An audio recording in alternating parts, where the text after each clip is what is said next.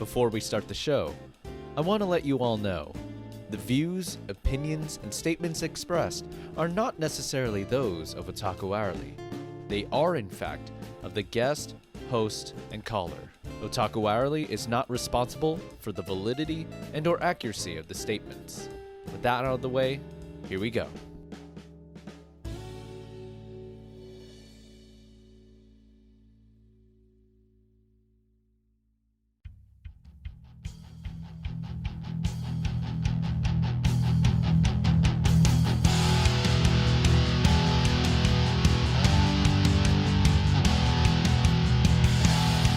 Broadcasting from the heart of Southern California to the world and paying it forward one conversation at a time, it's Otaku Hourly, your backdoor anime hangout.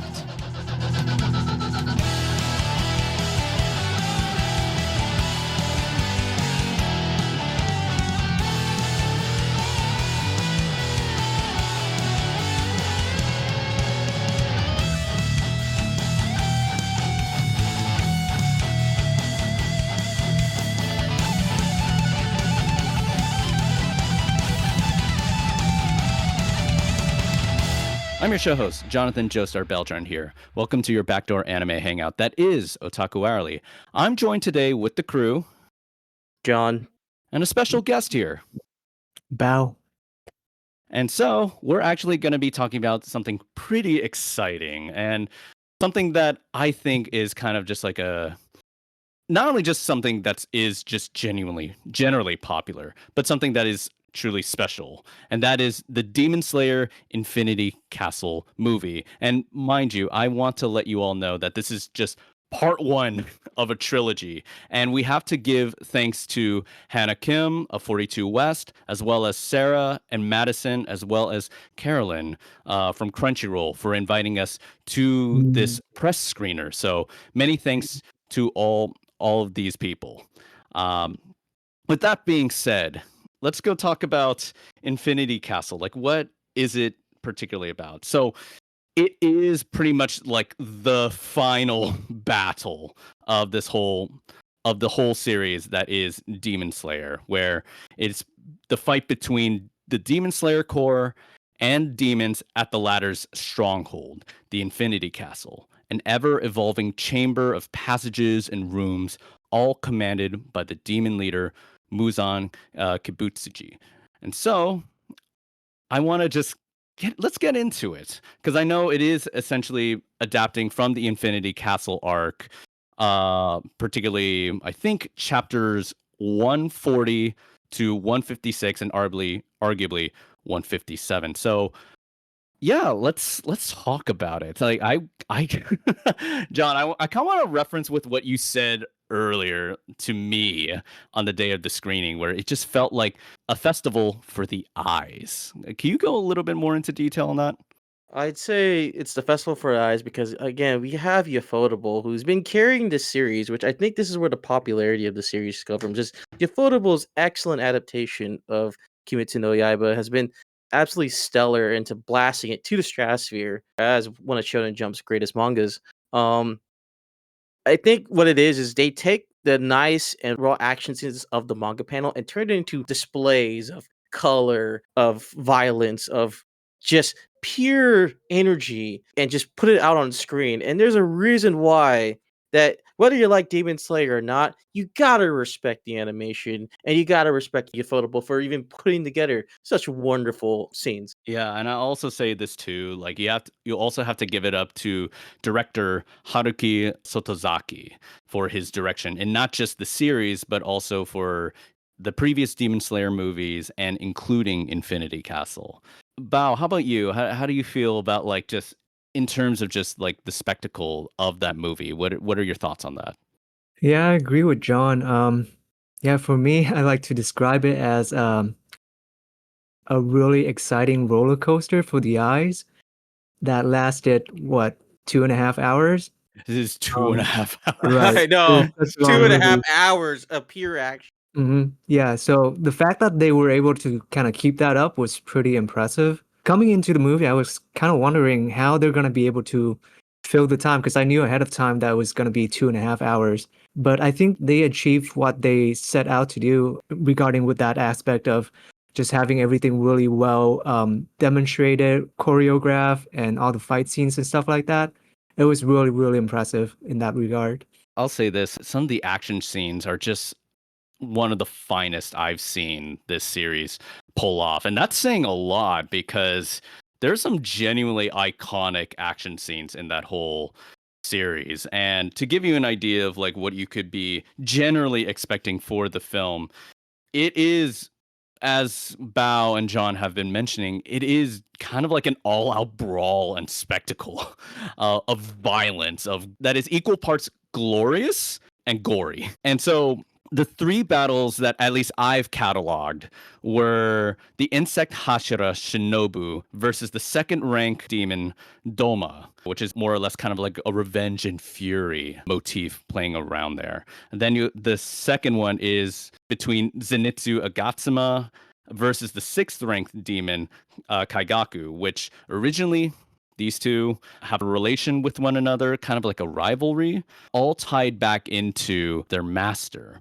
Finally, we have Giyu, the Water Hashira, and Tanjiro Kamado versus the third rank demon Akaza, one of the main villains from Mugen Train.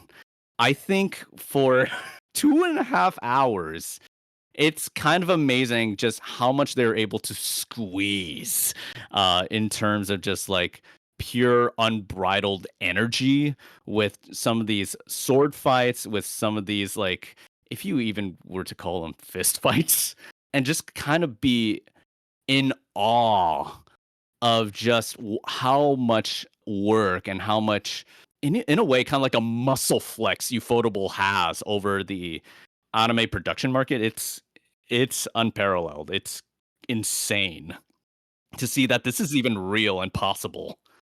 It just goes to show you that, like I said, ufotable is a masterclass in its animation department, as long with the voice work here in this movie was great. I think, unlike the other Demon Slayer movies, which felt like advertisements to watch the series, this was like the one that I think answered the call and took the feedback of, hey, you know what? Are you tired of going to our movie theaters to watch episode previews of the next arc? Um, we're just gonna give you popcorn and keep feeding you and feeding you and feeding you and feeding you, and it just doesn't stop. And when you think you're full, they're like, "Oh, no, you just ate the appetizer. Here's the main course," and then you just keep getting fed, and it's insane. With the amount I fed, I felt like I was about to be the blueberry girl from Charlie the Chocolate Factory, rolling out of that screening, and because of how full and happy I was to see such beautiful animation come to life. You know, John, I know we had conversations before. Like you I think this movie really solidified to me that I think I'm a Demon Slayer fan. I know. You know, it's so funny, listener. Jojo, when he first talked to me about the series, it was like an arc of itself. It went from, uh, it's really nice, but it's not really my favorite shonen, especially with all the good shonen coming out, to, okay, that was pretty good. So, oh my gosh, I'm a Demon Slayer fan now. Yeah, yeah. I think I've evolved from my hipster dome of just like, wow, this thing's mid. Who cares? All right. And then I started to actually catch up to the series. And then once I saw Infinity Castle, oh my God, I think I actually like this show. I think I actually like this series. I think it's one of the greatest out there. That's crazy. Yeah. Yeah, yeah. And that's Like, quite a change, right? wait, what's up, Al? That's quite a change for you, right? Oh my gosh, yeah. Like, dude, I know I don't mean to get personal in here, but it's just like I'm not a shonen kind of guy, generally speaking. And when I saw Demon Slayer for the first time, I was just like, okay, it's fine, I guess. Like, if you like Demon Slayer, I'm happy for you. But the only reason why it's this popular is because the animation production by Ufotable is really god tier. It's really good. If it didn't have the animation, I don't think it would hold up. And to a degree, I still kind of feel that way. And then Infinity Castle happened, and I'm just like, you know what? I think the fact that the story can be as simple as this while having like not just like god tier animation, it's also just like at least having a good kind of focus of as to how to allocate the action scenes, the choreography, and not only that, it makes for a more focused product at the end of it. That's me. I realize that, like, no, I think I highly admire Demon Slayer, even to a degree where you could actually call me a fan. Um, I don't know. Like, was that for you guys too? Like, am I alone in this with Demon Slayer? I agree that it's kind of like its own thing. It's in a class of its own regarding kind of like, the animation and the spectacles. I think it does the best out of any of the current anime series. That might be kind of controversial, but I really do think so. Especially this more newer form of combining 2D and 3D together. Usually that's a very difficult thing to do, right? Anytime you have 3D in there, usually it looks really jarring, but I think with this studio, they do it really well, combining the two and really blending the two so that there's like a seamless experience. I'm also wondering, did you guys notice more 3D this time? I'm not saying it's bad or good, but I think I noticed a little bit more 3D, so I don't know if they're leaning even more into that aspect. Well, the series has always been had that 2D 3D hybrid animation style. I have seen clips of Fate and Fate Zero. That's what Ufotable is mostly known for is their dynamic battles and combining like a kind of almost kind of weird claymation look with 2D animation. And they really honed it here in Demon Slayer because unlike other like Fate, if you go back to watching the old Fate episodes, maybe yeah, you can notice it, they've been kind of pioneers of that 2D, 3D hybrid animation style since the very beginning. And even then, though, like when I did notice a 3D bump, it wasn't as noticeable as like in most series because, again, first off, this is a movie budget. And not only did they really cook with this movie budget, but they did so good at translating it. Like I was mostly honed in more on the story and the animation action scenes that there wasn't anything that really, caught my eye. And then I don't mean to transition back to this, but let's not also sleep on, Koyoharu Gotouge. Her art in the manga is very raw, where I could see what the decisions were made in the action scenes of Demon Slayer to where that rawness is now displayed in full, like, high quality animation. And by rawness, actually, like, can you go a little bit more into detail about that? Well, like if you see her pen work in it, and I did, so funny, listener, I did read a little bit of Demon Slayer after it. I won't say much about what happened, and only can keep it to the movie. But when you see how she draws the action, see the way she has mastered the ink and brush pen technique, and you even see those splash screens in Demon Slayer when they do the transitions, that is her art. I believe that's in those splash screens. The ink work is just so divine. Like just every stroke of a pen moves your eye as you read pound the page. Almost similar to like Dragon Ball Z. Nice, nice. So she's pretty much just like a master at work in terms of like really laying out action scenes and making them feel that kind of dynamism. Very dynamic. I could definitely see where the respect comes from that beautiful ink work. And even in throughout the movie, there was times where they did get a little experimental as well. Yeah, yeah, yeah, yeah. Like I think to combine both of your points, Bao and John, like I think for me, it's just like the 3D effects, like I didn't really like how should I say this? I don't think saying like it didn't bother me is enough because like it felt so seamless. Like, yeah, I know that 3D is being involved in there, but like when you see the actual Infinity Castle just growing and just shuffling in there like cards on a deck, it feels so natural. I don't know what it is. I would even say like the lighting and the kind of shadow work that's being put into that film either masquerades any of the flaws or two, like I think it really just enhances the marriage between the 2D, 3D elements in there that Ufotable has been doing for years, if not decades. Yeah, and I think it has to do with art and composition as well, right? It's 3D, you're probably, if you've watched enough anime, you're always gonna be able to notice it. But the point is for it to not be distracting and be overwhelming. And that's where the composition and kind of like the art of just putting everything together comes in, right? You want to draw the eyes of the viewer in a way that focus on the more important things, the characters, certain aspects of the fight, rather than those more, I guess, more jarring 3D elements. And I think they did a really good job doing that. I feel like they've always been such a master at that kind of work and that kind of, what do you say, a hybrid approach to animation. Yeah, it helps though because especially with how tighter the deadlines are for a lot of anime productions, you got to find ways to be very resourceful with your time. So I could see where like maybe I don't know if you're an artist, Bao, but where you may have saw the hybridization not work at times. I kind of also caught some, but again, it doesn't hinder the experience of the movie overall. True, true. And I want to ask this question, given that it is, if I would argue, one of the couple of movies within this franchise that really is just advancing the plot as opposed to being just, you know, previews for the next season and whatnot. How does it stack against like Mugen Train? I want to know your guys' thoughts.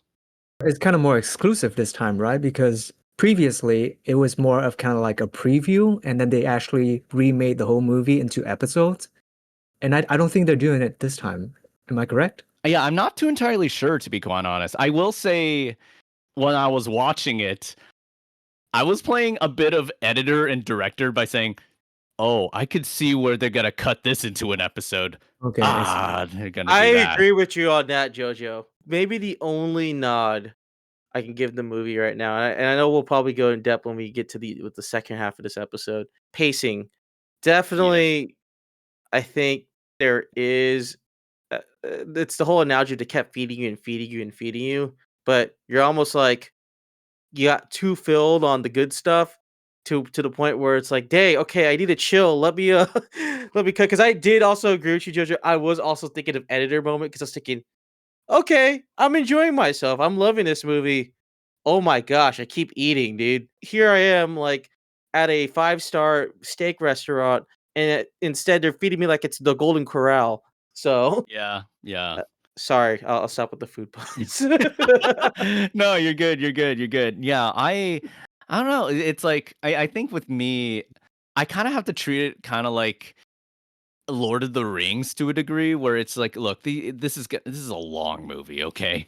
And it's an epic that needs way more than just a singular movie. And like I said, Infinity Castle that will be releasing on September 12th here in the United States of America and Canada. We're only getting part one of a trilogy because the rest of Asia, including Japan, is already watching it. And we don't know what kind of production is going to be handled outside of what we just saw or when it's going to be released. So of course it suffers from the, what do you call it, the problem of it just being incomplete. Mugen Train is like one whole arc.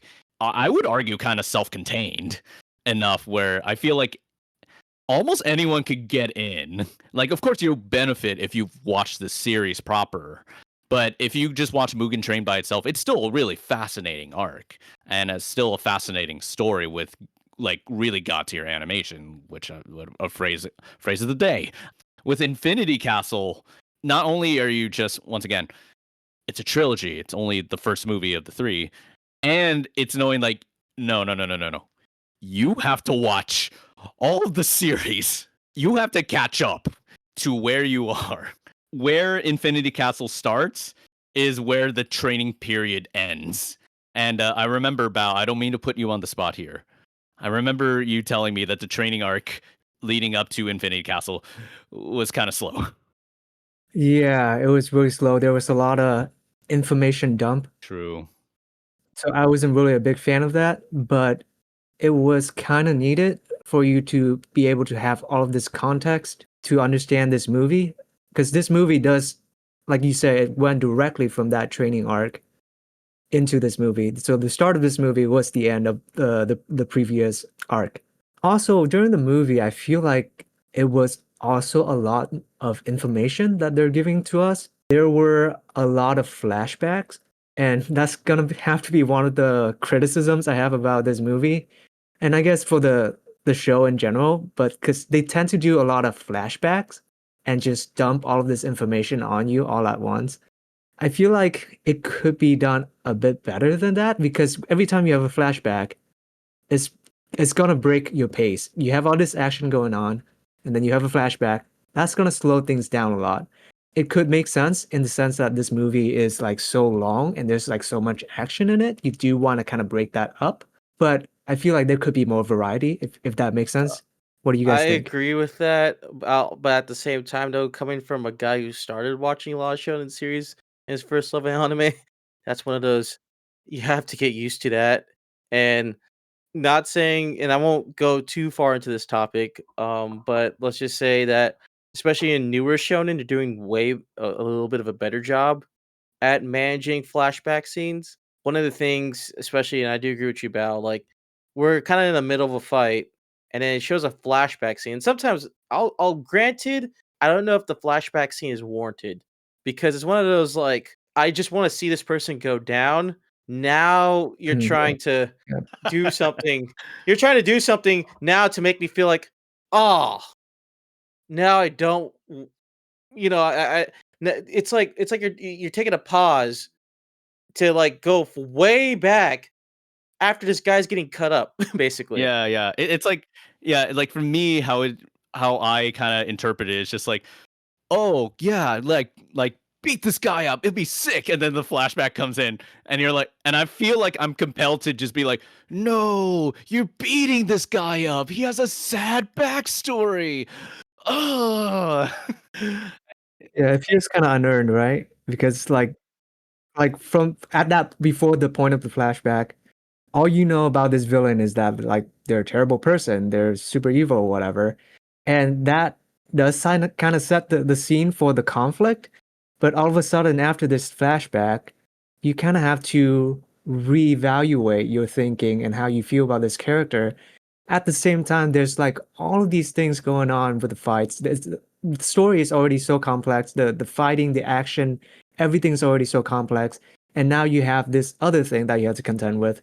So it does seem like it's a little bit much and long at during certain fights and certain segments. So I think maybe one thing they can do better is just kind of manage that better. I think as the series progresses, and thankfully this is a finished story, or at least the manga's finished, and I think moving forward, like next steps. But I do agree with you, Bao, where there are some characters that are like, we don't need to have like 15 flashbacks about, especially the first demon Shinobu, and I won't get into it fully, but I'll just say this: like that's a character you do really want to root for, and Yeah. to get taken down. I think that's where I feel like pacing problems does persist if coming out of this as a general moviegoer or not just you're a fan of Demon Slayer, because to be honest, this movie is for the fans of Demon Slayer that have stuck around with the series. Mugen Train, I do agree with you, Jojo, is a series that could be a little bit standalone-ish had it not been for that last fight. I think that could have been saved for like us the second part of the series. But this movie is for the fans, and that's what I think going into it. If you're a fan of Demon Slayer, this is the movie for you. yeah, I agree. Like this is primarily for people who have been sticking with the series. And honestly, this is like one of the best rewarding experiences you can have as a fan. And it only will get you more excited for the next coming movies that'll come out. So yeah, no, it's a film that I would highly recommend. Once again, it comes out on September 12th. And a little bit of trivia over here. As of the 24th of August, it is ranked as the third highest grossing film in Japan. And it's right behind, in second place, Spirited Away, and in number one, Mugen Train. It's climbing up in the ranks, and we'll see how it goes from there. Any final thoughts? It's earned. It is a spectacle. It's very entertaining. It's not gonna be a movie that you're gonna fall asleep, even though it's 2.5 hours long, which is saying a lot. because I feel like for most movies that are over 2 hours, sometimes you're really fighting to stay awake the whole time. So I think that they did a really good job, especially in terms of paying tribute and respecting the fans of Demon Slayer and just giving them something that they can enjoy and like hold dear. I think that was achieved. And I agree with that. Like, if I guess if we're ending this segment off, I think yes, if you're a huge Demon Slayer fan, go watch it. It's great. It does respect Goharu Gotouge's work, and it just shows how much anime has come a long way, especially in Japan. Third highest grossing. I don't know. Do you think it might break that first one? Because I feel like it, based off what this movie is, I think it could. Oh yeah, no, absolutely, absolutely. And I'll say this too. I may be just speaking to people like me who were originally haters and who are a bit perturbed by the length that they have to go through. I want to tell you that as someone who was once a Demon Slayer hater, that this is genuinely, it really feels like it just rewards you by the dividends. And it is just a marvel to see, as John said, like how far we have come as anime fans. Because truly and honestly, this is probably some of the best production, if not the best production that I've seen over my years as an anime fan. So I implore you, if you need to catch up with Demon Slayer, I believe you could. All that the time sinks you could do, well worth the wait. And to see it in the big screens, oh, it's so Oh worth it. man, like I really want to go see it again with that IMAX screen. Oh, that's gonna be beautiful. Oh man, oh Definitely man, watch an IMAX if you got the extra budget. definitely, Yeah. definitely. And that concludes the non-spoiler portion of this program because the next part is pretty much just major spoilers about the movie. So, if you have seen the film or you actually just don't care, stick around and come stay with us at your backdoor anime hangout that is Otaku Hourly. However, if you do not want to amuse yourselves with our conversations for now, Demon Slayer or Kimetsu no Yaiba Infinity Castle is going to be in theaters on September 12th in the United States of America and Canada. We will go into more about Infinity Castle in our spoiler talk right after the break. This is Shinichiro Watanabe. You are listening to Otaku Awari.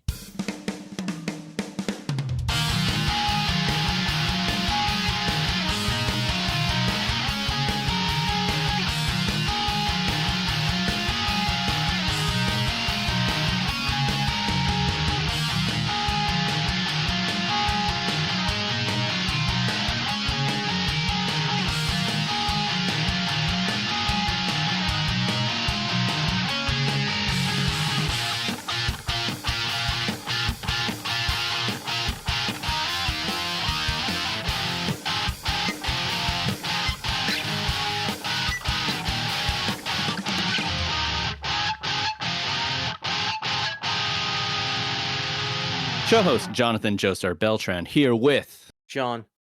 And Bao. welcome to your backdoor anime hangout that is Otaku Hourly.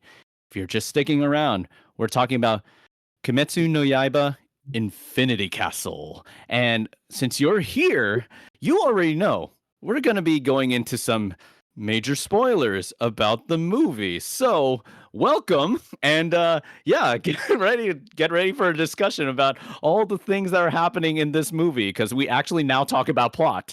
And speaking of plot, Shinobu's dead. Yeah, I know. Rip that band-aid off right now. Just rip it off. Don't even bother. Just like Shinobu dies, man. I love Shinobu. She was one of my favorite characters. And I'm not gonna lie, I teared up a bit, okay? She was like the best character design wise. Everything was cool about her. And a series with a lot of great female characters. And just to kind of tell you the fight listener, to kind of go on what Bao was talking about, I did not need to know the backstory of the demon. What's the demon's name again, Jojo? I'm so Doma. sorry. Doma. Doma. I did not need to know Doma's backstory, okay? This is a guy that needs to just go down, okay? Maybe a little flashback about what he's like, but I don't need to see none of that. We already know he's a Oh man, he's about to say words. Okay, someone take it away, please. Yeah, and Look, his backstory is not really all that relevant either, right? He's just kind of weird. I don't know. I don't understand what that was about. he's just really eccentric and flamboyant. He's just like, because like his whole backstory is just like, oh yeah, my parents set me up to be like some kind of blessed child, and people worship me and Yeah, stuff. and I see all this suffering, so I'm just gonna eat them because they can join me and live forever.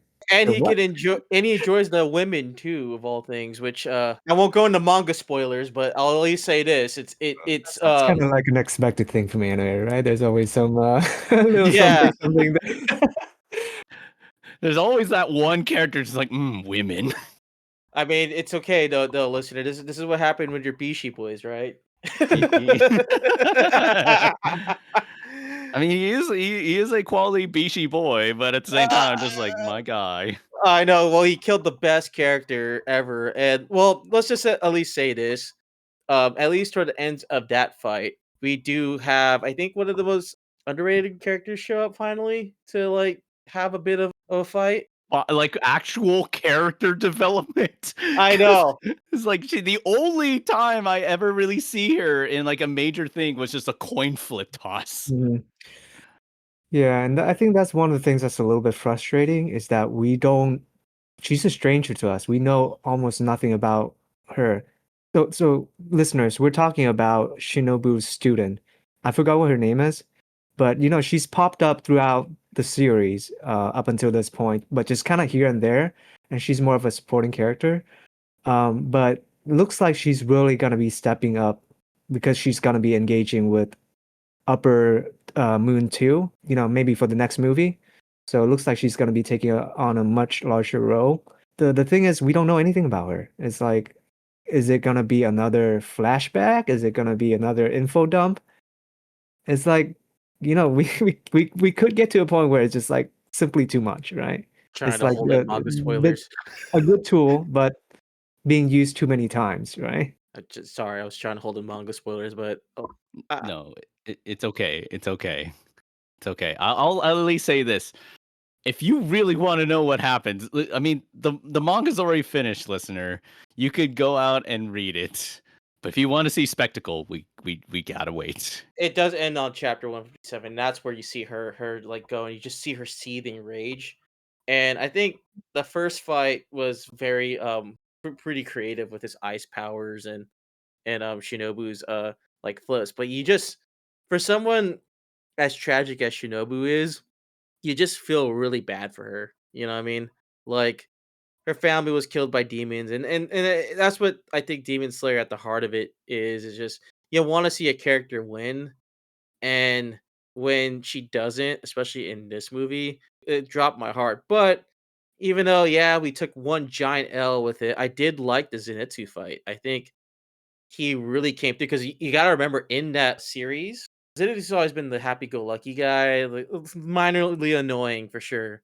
But in that arc, the training arc, he was really serious. Like you could totally tell he was ready to like throw a hand. Yeah, he's locked in. He locked in literally. My man was saying things. I was like, am I looking at a completely different character? Like, what am I looking at? Yeah, and most of the time, whenever Zenitsu is serious, he's usually asleep or has his eyes closed. This time, his pupils are out, like he is actually awake during this whole fight. And to add on to a little bit of detail, John, it's like it is. I think this either the second to last or the last episode of the training arc when he receives a letter as to that changes his mood, and he is just locked in using your words, Sean. And it's just that fight. No, all puns intended. It's electrifying. Because like surely and honestly, it is like it's a marvel to see how lightning and thunder could really just not just be flashy, but just so freaking dynamic with the way that with how it combines both speed and force as well as like beauty within the swings and stuff. It's because to give you background, listener, it's Zenitsu versus his rival and sword partner Kaigaku, who becomes one of the upper ranked demons, the sixth upper ranked demon. So that way he could just be more powerful. And that letter that Zenitsu actually receives is a notification that his master, the one who taught him and Kaigaku the thunder breathing technique, committed seppuku. And more tragically is that he was alone. You usually do it with two people, where as soon as you stab yourself, someone would actually end their misery by chopping off the head. Now it's like this particular fight. Oh, it's Yeah, personal. and the master did it because one of his students, Kaigaku, turned into a demon, right? And so he felt all of that shame, so that caused him to commit the act. And that kind of like changed Zenitsu's character because of that. Well, I think sorry, I wasn't trying to cut anybody off, but what I think that mirrors what Tanjiro and his master and Ginyu were gonna do if Nezuko ever became a human, because Oh yeah, yep, that's true. Yep. I think it just shows how this is what the result would have been if Nezuko ever became a human. And Zenitsu, I think during that entire fight, as I was watching it, and maybe towards the end, one of the things I was thinking about was a Bruce Lee quote, which goes, "I fear the man who practices one kick 1,000 times versus the man who's practiced 1,000 kicks one time." And what Zenitsu being, even though like he only knew first form and just knew how to slash straight through,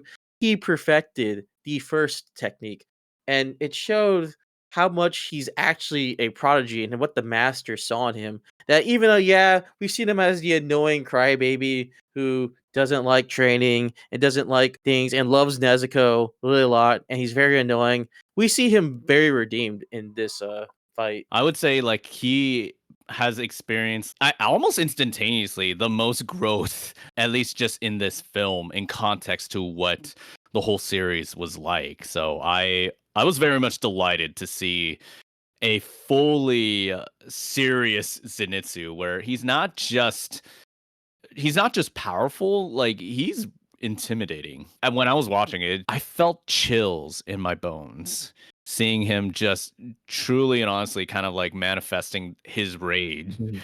into some of the most exquisite sword arts I've seen in animation. It's Hey, great. has any of you guys noticed that Kaigaku is actually one of the orphans that the stone, well, I forgot what his name is, the stone Hashira? Hmm. Before he became a Hashira, he was like watching over a bunch of orphans, right? And the one that betrayed them to the demons, that was Kaigaku. Do you guys notice that? Oh, I no, I didn't know didn't that. notice that. Wow, that's I did not. No, like in terms of like design, Yeah, right? no, Because like it's the same yeah, character. it's the He same has a character. very Oh my unique, gosh, wow. fairly unique design. And I think the fact that I've binge watched that whole like training arc like the day before really helped me to make that connection. Wow, I didn't know that. That wow, that's actually very oh. Yeah, no, you want to see this guy gone. Yeah. So that was a good job. Like they really set him up. Yeah, so he didn't just come out of nowhere with like no backstory, no information whatsoever. It was already kind of hinted like his character is not that great. He's like this guy who's willing to just do anything to survive and just stay on top. Yeah, So that was already backed up. and you're right about that, Bao, because I think you're right when it comes to too many flashbacks and shonen storytelling. I think the fact I didn't even know that actually would make me want to go back to go watch the episode where that demon was featured in, because I was just like, I didn't think about that until you said something. Those are the kind of flashbacks that really morally engages the audience more than Mhm. I think Jen just throwing out a flashback scene of some guy we don't care about. So I think the Zenitsu fight was almost a 10 out of 10. Like if that was an episode on itself, like I think it would be the best episode out of the entire series. I say that too, because like arguably it's probably my favorite fight out of the three. Just because it has like it's very concise. It felt very personal for both characters. You see a lot of development for Zenitsu's part. So I think for what it's worth, it's just like, no, this is the finest fight I've seen. Yeah. Which leads us into the penultimate fight of this film, the duo Giyu and Tanjiro versus Akaza. Because I would say, and I may not have the timeline with me or like the timestamps, but I personally felt it felt like watching an hour length film about Akaza's backstory and just that whole fight. I In of think this is itself. where it goes into it kept feeding you and feeding you moment. And that's where I'm not gonna lie, like because I'm already like feeling Nirvana with the animation, it was tuning me out a bit because I think once again Tanjiro and Ginyu have become like master classes in their field. They've really honed their ability to be swordsmen. And Akaza, his whole backstory, especially when I kind of think about it, was a bit of hit or miss for me. Because on one hand, I could see a tragic character work in a series like this, especially for Demon Slayer. But this is the main bad guy from Mugen Train. I think he's another one you want to go see down because he killed Rengoku. And Mm. everyone liked Rengoku when they first saw him. And he kept like spouting that he liked talking and that he's a demon. But I felt like his character for me was very like they kind of made it 180 the more he fought. And I guess it goes back to why he fights and why he became a demon. I could see that working, but I think how the character was first established, it it was like a bit of a hit and miss me. Like I kind of felt sorry for him, but I also felt like it was I don't know how to put it. It was just very off putting because this is the same enemy from Mugen Train. And it felt extra long too. I feel like his flashback, especially his flashback, was so long because there were like multiple parts. There were at least 2 parts to his flashback. And when his head got cut off, I thought that was gonna be over. But then they went back into another flashback. And at the same Oh, time, yeah. Tanjiro was having his flashbacks too. So now we have like 2 sets of flashbacks, just like all at once. And it really made this fight really, really long. I think it ended up being like an hour or something like that. That was kind of crazy. Yeah, I was just like looking at that fight, even in retrospect. Don't get me wrong, some of the scenes are Oh yeah, cool, it was beautiful. but why do I feel like a majority of it was just Yeah. flashback? Where sure, we want to get some more meat into Akaza, but I feel like there's like 2 obstacles there. One, Mugen Train was like a long time ago. Yeah. Yeah. And we've already hated this guy for a while. And now you're telling me I have to actually like him because you're telling me this story at the end? Right.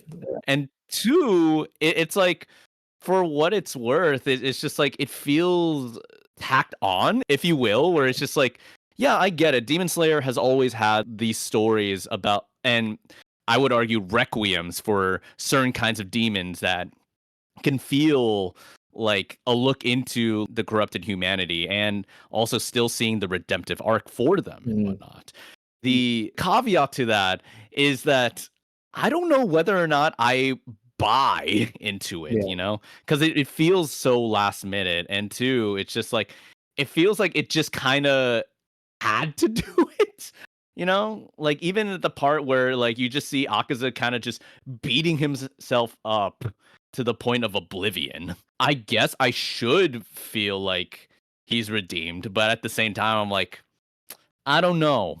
Yeah. I don't know. Like you're telling me And the this is problem with telling stories with flashback is that like it's usually very one-dimensional. Like there's no ambiguity regarding their motivation or their character. And also it's kind of like putting the story into a box. There's no interpretation. It's like what they tell you is what's gonna be the story, well right? Yeah, like That's the weakness. yeah, go ahead, John. well, I kind of Yeah. agree with that. I think let's take a look at the story itself, Asuka's backstory. I think the story itself is actually fine. I think I agree with the whole it puts it in a box, but I think for a tragic character like Akaza, he was a character that we felt like really bad that in his youth felt really bad. And I think I noticed that about like the villains of this series. They were really affected by demons. They were affected by circumstances. Yeah, particularly in the human Yeah, world in the too. human world, which made the attraction of becoming a demon more fearful versus the heroes of the story, demons are what led them to this tragedy of wanting to pick up the sword and go fight the demons. Yeah. So I agree in the sense of, yeah, for a character that was kind of a bit of a jerk, and now you're giving him a redemption story, it makes you feel like, yeah, this why? If I were to remove him becoming a demon out of the equation, I think this is a nice story overall. And that's where I think JoJo, where I also agree with you saying you could have split this up in a couple episodes, even a side story for that matter. Yeah, another weird thing about flashback too is that only you as the audience could experience the story, right? The characters in the story, they don't know what's going on. To Tanjiro and the Water Hashira, they just saw this guy just like, tore himself to pieces for almost seemingly no reason, right? So there is kind of like you're kind of robbing the other characters of their development too by overusing the flashback. It's true. It's true. It doesn't really progress the story as it is just it feels kind of like a rest stop and Yeah. nothing more, nothing And I less. honestly think it's cool though that we do have like a fighter that doesn't use swords. That's true. Yeah.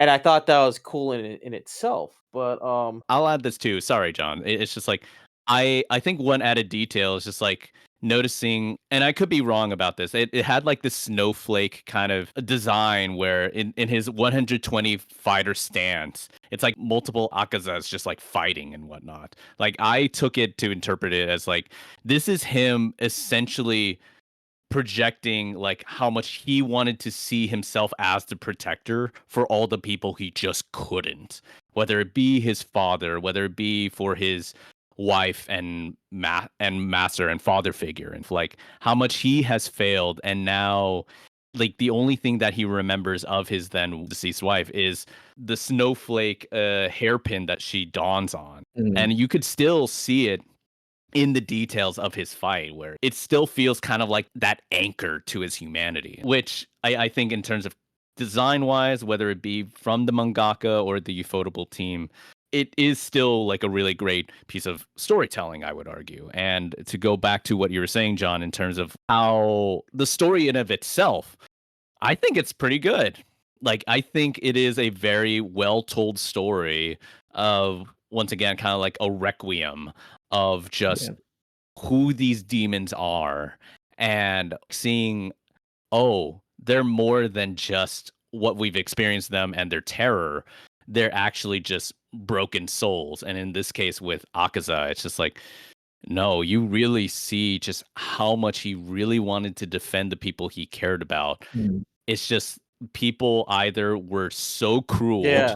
to the point of actual like cowardice, or two, they wouldn't want to give him a listening ear for that. So for what it's worth, Yeah. the Akaza thing is a mixed bag for me. You were about to say something? Yeah, and I agree with John too. It is a good theme. This theme regarding people being victims of circumstance, and if one thing had just changed, it would have been a totally different story, a totally different ending. And sometimes good people, they die and bad people prevail. And I think it's a very relatable theme. It's very real. But so that's one thing I really like about it. I don't want to just come off as Oh, like they're this not. hater No, about the series. Okay, there's a lot of things it it's does a do good right. criticism. Like I don't think it's I think the flashback thing was just a little bit too much for me. Just too many flashbacks. I would hope that they just like tone it back I'm a a, little bit. I think I that would would tell you, help as it a someone lot. that got inspired to read it now after this movie, let's just say this is something you're gonna have to get used to in shonen storytelling. So I'm sorry to burst your bubble like that, but at the same time, though, I also agree with you, about in that sense that flashbacks do kind of ruin a story. And you're not being a hater from it. I think what it is you see how good, how beautiful the animation is. It's just the pacing does slow down. And I do notice that like as we get towards the end of the movie, there is a little bit more choppies with the animation in terms of like, having like resort styles. But in service of storytelling, I think this fight in particular does take up the meat and potatoes of the already 2-hour long movie. And the fact that even like I guess if you want to kind of like dog on flashbacks a little bit, kind of going back to Tanjiro's flashback, even though you've kind of seen it 50 million times, is maybe a little bit unnecessary. But I think towards the end of it, I think Akuza is very he was a very unique character that I think I enjoyed. And despite how mixed bag he was from the beginning, seeing him on screen was a huge joy to see him like literally use his fist to take on swords people is absolutely amazing in my opinion. And I think I do agree with you, Jojo, a lot when it comes to the snowflake and how that's tying him down to what left of humanity he has. Kind of just shows that Akuza is very noble in his even during the fight, because even though he was beating himself up, it showed that he knows this fight's over. I lost. Look, even if I do kill Tanjiro and Ginyu right here, there's other Demon Slayer corpses that are gonna like come after me anyways. So, and if Muzan dies, I'm gone. So might as well just end it and end it off a somber. Yeah, like ended up with a blaze of glory. And I think his backstory it is good too. You know, it's this theme of you're chasing after this thing, whether it be vengeance or whatever, your whole life, and that's all you wanted. And then after a while, it's been so long, you just kind of forgot what you even did it for in the first place. And that was very much his story. And it is a very tragic story, but it's so relatable because like a lot of people go through that. Like I myself have gone through that with a lot of different things. But the thing is, that was told through a flashback. So to Tanjiro and Ginyu, you know, they didn't get to experience any of that, which is a shame, right? It's a good story, and it could have like helped to influence them and build their characters as To well. meet you halfway, Bao, I think, well, what is a fight scene but not a story in itself? You know, when people trade blows, they're communicating with each other's fist. And I felt like maybe if it to maybe kind of ease this whole, or to kind of put a silver bow on this whole flashback criticism, I think even though Tanjiro and Ginyu may have not known the finer details of Akusa's story, at least we can at least say they felt it in the way he was fighting. That he knew that he was fighting for truth. The fact that he was not willing to die, even after getting beheaded, showed his resolve. And I think, as far as fights are concerned, I think this fight is good. If I were to rank any of these fights, I think obviously the Zenitsu fight's number one for me. I think this one has to be the second best fight out of the 3 fights, because, That's fair. again, it felt more along the lines of just an indomitable. I lost the plot on that one, sorry, guys. Like an indomitable feat. Let me just try to piggyback off here, right? I think one thing that I just thought about the structure of the film, we start off with essentially a big major loss for the Demon Slayer Corps where Shinobu gets killed, right? And that impacts a lot of the Hashira as well as the Demon Slayer Corps, right? Right. And then it ends off with the defeat of the upper rank 3 demon, Akaza. So in a way, it's like, yes, both sides have incurred losses, but it's foreshadowing the kind of might that both sides have. They're all trying to fight for the survival of their own kind of species, and they're all feeling the kind of dread and trepidation of like, if we don't win this, it is the elimination of our own kind as we know it. And so I would argue if we're talking strictly within the upper rank of the 5, it's neck and neck. Arguably, Zenitsu kind of gives them a leg up. Yet still, it's knowing that Tanjiro was able to defeat an upper rank 3. That's like top 3. Mm. Yet Shinobu, who has been a Hashira for years, was not able to defeat an upper rank 2. So that kind of just leaves the question, like, what's that going to be like? That's at least the thought process that I have. Both sides have a resolve. Who's going to come out?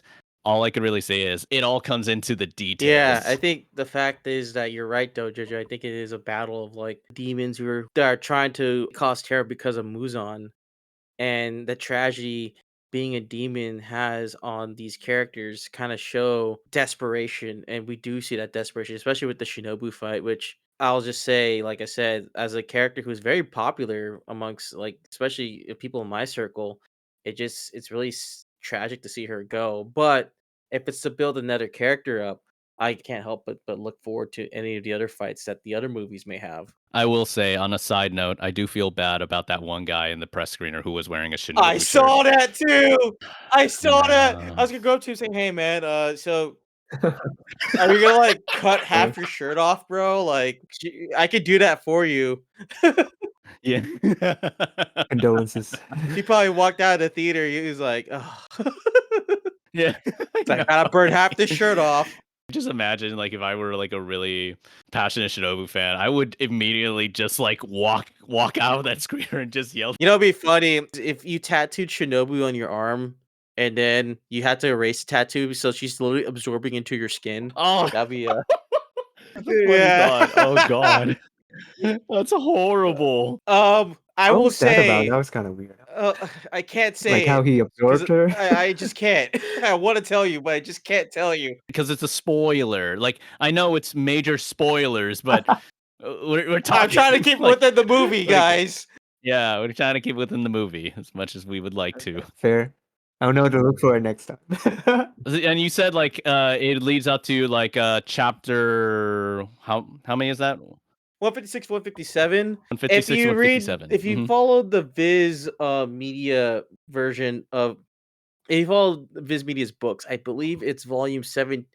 You need to read 3 chapters of volume 17 to finish that volume, and then the start of volume 18 is where you can pick up on the movie, and then you can read the rest if you're too excited. If you want to understand what absorption technique means, you'll see. Well, it. I'm just gonna say this: it's a big brains all around, and Okay. and I'll say this: like, hey, what is anime but not an advertisement for the manga? Tis true. Tis true. And it is this movie is like the finest advertisement of the manga. Or the worst, because now you're like, wow, look at this. It's amazing. I'm curious, John, like since you read the manga, how is it like from watching the anime to just reading the manga? How's that experience I'll been tell like for you that you? the flashbacks, I feel like I can easily read through that faster now because it's like, oh, yep, Okay. okay, cool. All right, back to watching, and that's what I think the beauty of manga is, because when it comes to watching something, you're at the mercy of the creators and directors. And again, they did a fabulous job, by the way.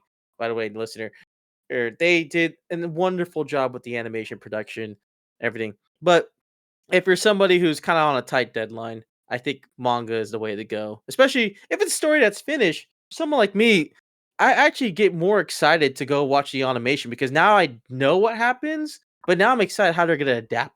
True.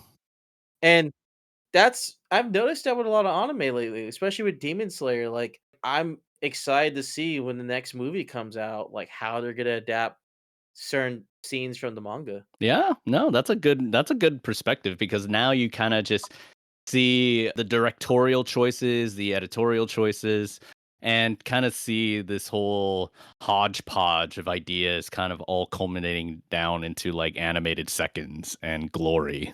Yeah, looking forward to see the next movie or movies.